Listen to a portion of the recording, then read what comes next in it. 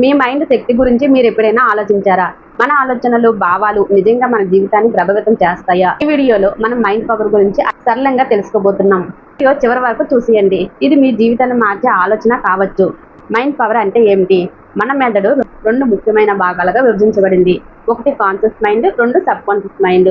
ఈ రెండు కలిసి మన జీవితం ఎలా ఉండాలో తీర్చిదిద్దుతాయి.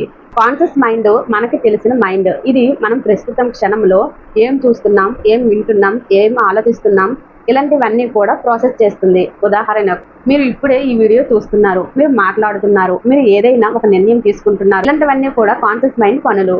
అందరూ అనుకుంటారు ఇది పవర్ఫుల్ అని, కానీ అసలైన నిజం ఏమిటంటే ఇది మన మెదడులో కేవలం 5% మాత్రమే ఉంటుంది.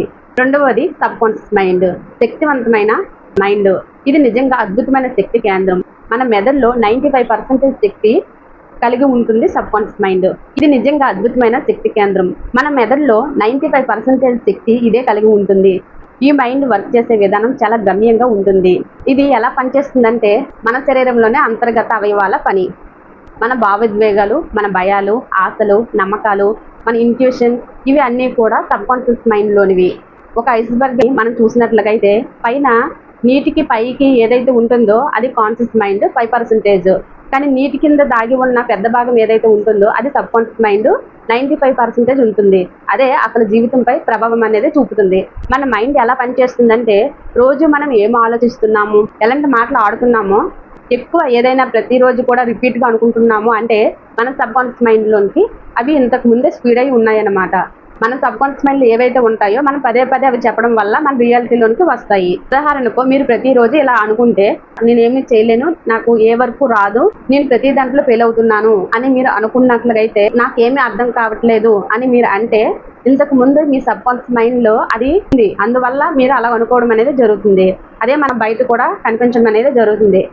కానీ మీరు ఎలా అనుకోండి, నాకు శక్తి ఉంది, నాకు సామర్థ్యం ఉంది, నేను విజయాన్ని సాధిస్తాను, నేను అనుకుంటే ఏదైనా చేయగలను, నేను దీనికి అర్హత ఉన్న వ్యక్తిని అని మీరు అనుకోవడం వల్ల మీ సబ్ కాన్షియస్ మైండ్ అదే నిజంగా క్రియేట్ చేస్తుంది.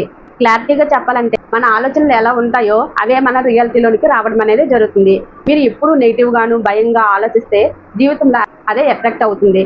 కానీ మీరు పాజిటివ్ థింకింగ్నే అలవర్చుకుంటే సబ్ కాన్షియస్ మైండ్కి అదే ప్రోగ్రామింగ్ అవుతుంది. అప్పుడు మీరు అనుకున్న గోల్, సక్సెస్, హ్యాపీనెస్ అన్నీ మీరు చాలా ఈజీగా ఆకర్షించగలరు. ఇంతటి శక్తివంతమైన మైండ్ మన దగ్గర ఉంది. దాన్ని మీరు ఎలా వాడుతున్నారో మీ ఫలితాలు దానిపై ఆధారపడి ఉంటాయి. So think right, train your mind, transform your life. Conscious mind important, sub conscious mind important.